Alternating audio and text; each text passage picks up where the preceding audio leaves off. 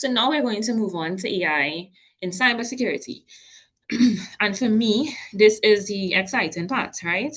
Um, so, like I was saying before, because of AI, we now have the automation of attacks. So, years prior, we would have ever had a man or a lady sitting down behind a computer, sending out a phishing email. But now we have millions of phishing emails being generated from one AI model. And when you have so many emails being generated, it also increases the amount of persons that you can target. So, therefore, it increases the likelihood of someone who would click on those malicious emails, right? So, many people are becoming victims of phishing emails now more than ever. And some of the things that we would have told persons to look out for in the past, like spelling errors, grammatical errors, we can't really use those parameters anymore because they have become outdated. Because you can go and use a chatbot like ChatGPT or Google Gemini, you can input information and you can get a well crafted email that looks like it was sent from the CEO of a bank. So the likelihood of you thinking twice is lowered, right? Because if you receive an email and it says you have $10,000 to collect in the bank, most persons would click on that link, right? Because it's money involved.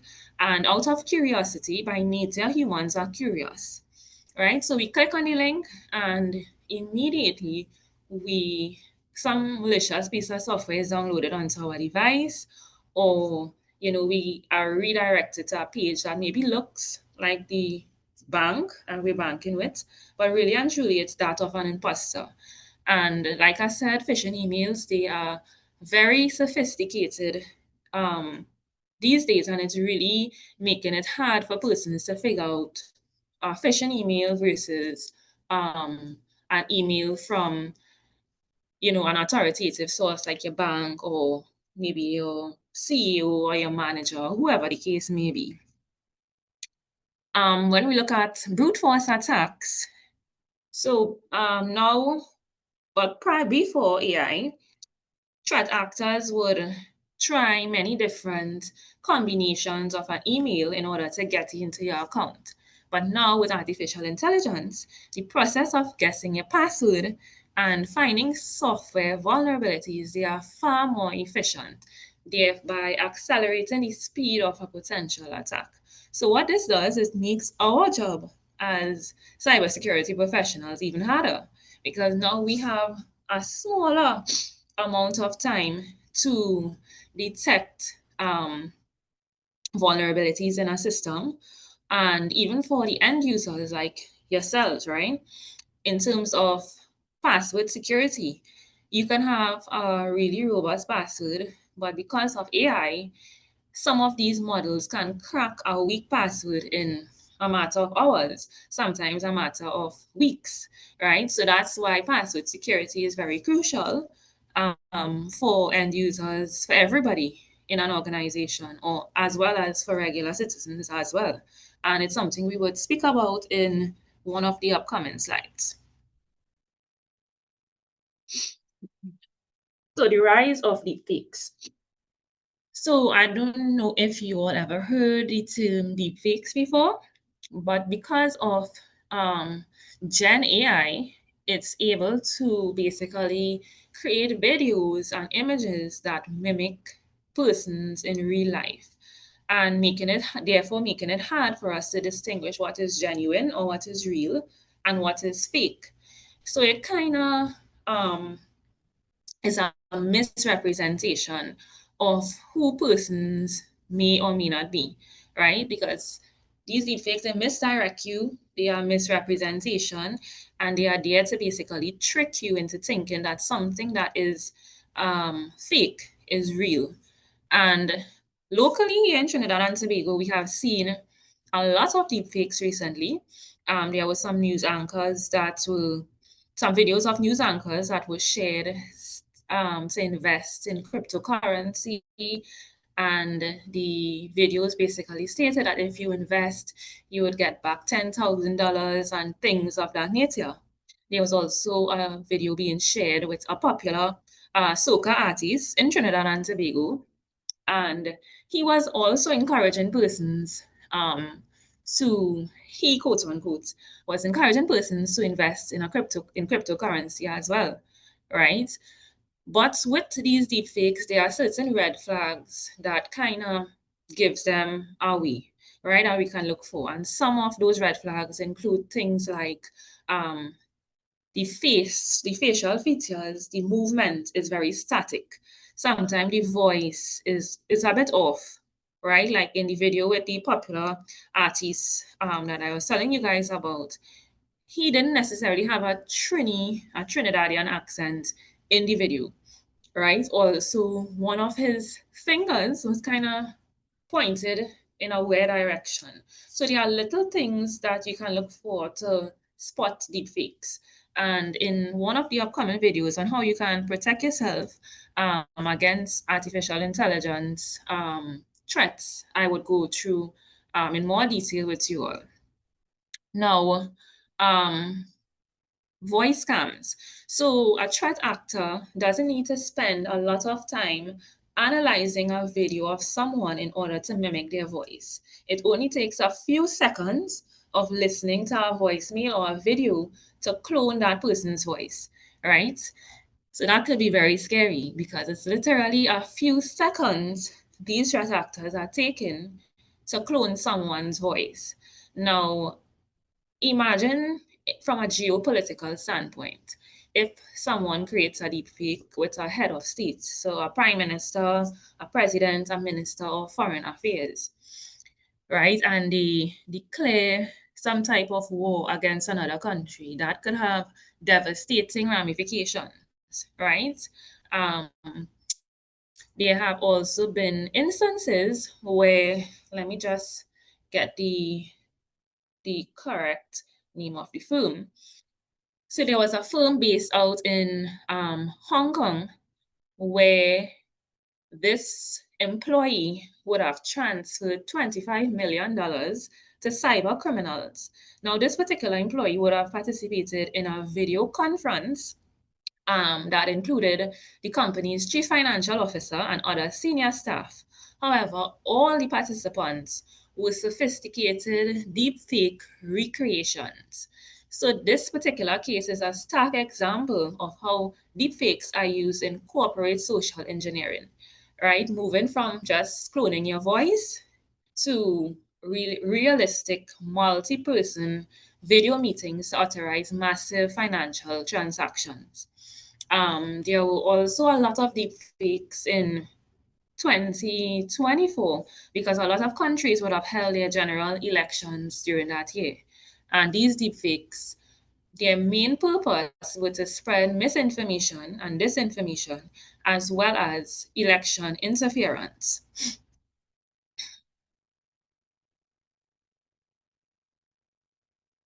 Now, AI in cybersecurity. So, AI for defense. The scale challenge. So, cybersecurity teams deal with massive amounts or volumes of data and alerts every second. So, let me give you an example. The ministry where I work, right? Because remember, the cybersecurity unit is part of a wider ministry, the Ministry of Homeland Security.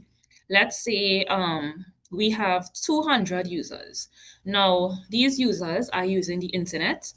Some of them are using PowerPoint, some of them are doing work on Excel, some of them are going on YouTube, which you're not supposed to be going to, right? Some of them are browsing to Netflix. And because of all this activity, it creates a high volume of network activity, right? And then from the outside now, we have threats and vulnerabilities coming in to our network, right? So this results in a lot of data coming into our network. And almost every second, there is some type of alert or some type of activity on our network. So it kind of becomes impossible for us as humans to keep up with that, to actually identify when it's a real threat. Because sometimes it's a real threat, but a lot of the time, some of the alerts that are being generated false positives, right? So what AI does, it acts as a force multiplier, again, freeing up some of the work that we need to put in as cybersecurity analysts, right? So it does some of the work for us. It makes our life easier because sometimes, let's say, at 3 a.m. in the morning, we get some type of alerts, and let's say this alert is actually a threat that we should be concerned about. Some of these AI applications, they have the ability to quarantine the threat. So when the analyst goes to work the next morning, it kind of lessens the impact, right? When we look at advanced threat detection, AI monitors network traffic, right, and user behavior. So sometimes some organizations have systems in place or AI models in place where if an employee is, let's say, in the communications department, they shouldn't be accessing a filing accounts or the shared filing accounts. So what it does, the AI model is able to block that user from accessing accounts information because they are in the communications department. So they have no right to be accessing a folder in the accounts department. And I remember the last time we were doing this presentation, someone asked, so what if they are moved from one department to the next? So what will have to be done there is a technician or a professional, a cybersecurity professional will have to go into the model, the AI model, and manually change the settings for that particular user that, hey, she was in communications before, but now she has been reassigned to the accounting department, right? And that actually is a challenge with AI in itself called model drift, where sometimes the information in the AI model becomes outdated due to new information. So in a case like that, you have to manually input or update the information as a software developer or as a technician in an organization. So AI is a security guard who has memorized every resident's route so they notice immediately when someone walks in 3 a.m. wearing an unfamiliar mask. So basically what that says is AI is able to look at your patterns, learn from it, and make predictions, and also flag certain abnormal activity or certain anomalies. So I went through email security before, so I wouldn't go through that. But we would look at authentication. So AI helps with systems like capture, providing, proving, sorry, you're not a robot, and increasingly sophisticated biometric tools. So I'm not sure if you all are familiar with capture, but it's basically a little window that pops up sometimes when you are logging into your account or signing up for a service. This little window pops up and it tells you select all the buses or select all the wheels, or maybe it may tell you to complete this puzzle. And if you don't do so correctly, it does not allow you into the website. So AI basically is what drives capture. And in recent times, robots have become so good at solving some of these capture puzzles. It kind of is an outdate. It kind of has become outdated, I would say. So what these capture models look at now is basically the movement. So sometimes you solve the problem, the puzzle, or you identify all the wheels, but you do it so fast they think you are a computer. So they are looking at small little movements and errors that humans would make in order to give you the red light or to let you redo it, because sometimes if you select all the buses or all the wheels too quickly, they usually would tell you to redo it, right? So that's just something to keep in mind when next year you encounter capture or one of those little puzzles. I hope you remember this.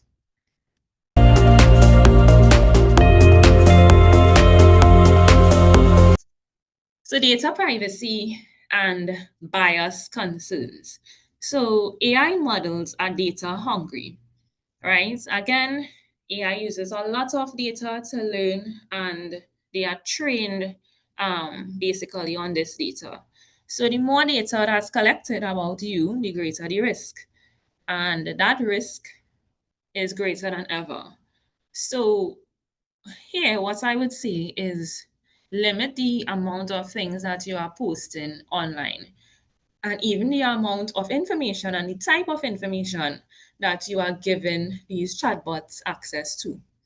Because if you upload your pictures, there's actually this trend on TikTok where persons are uploading pictures of themselves and they are giving the AI model a prompt to change the background or to change their location.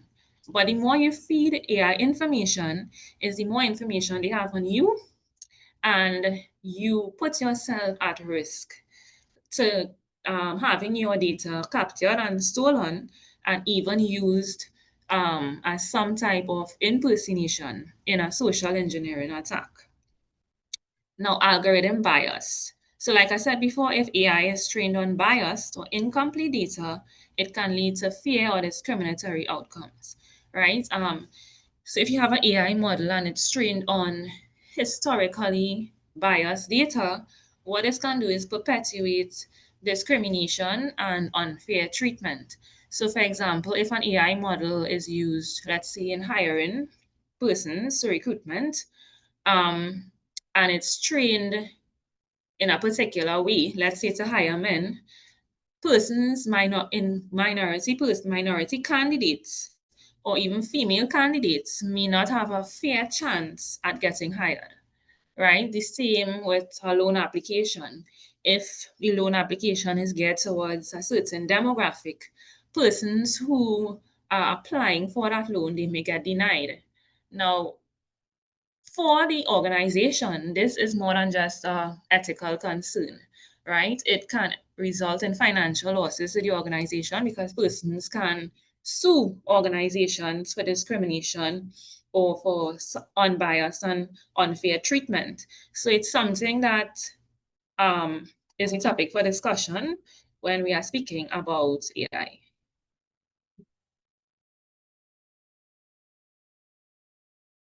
Before I move on, does anyone have any questions or any concerns? Feel free to ask. At TTCSRT, do you all send your staff members on training, and what kind of training are you all exposed to? Yes, we do. We have actually an array of training, so like from threat intelligence to incident response. We also do capacity building training as well, and we usually do these with our international partners. So we partner with INCIBI, that's basically the Cybersecurity Institute out of Spain. We do it with the EU via the Council of Europe. We also do some training through the CSIT Americas Network, which is kind of a part of the Organization of American States. Um, we also do some training with FIRST, the Forum of Incident Response Teams. Um, we also partner sometimes with CISA, but I don't think they are in operation with this new administration. So yeah, we partner and we do training with a lot of international bodies.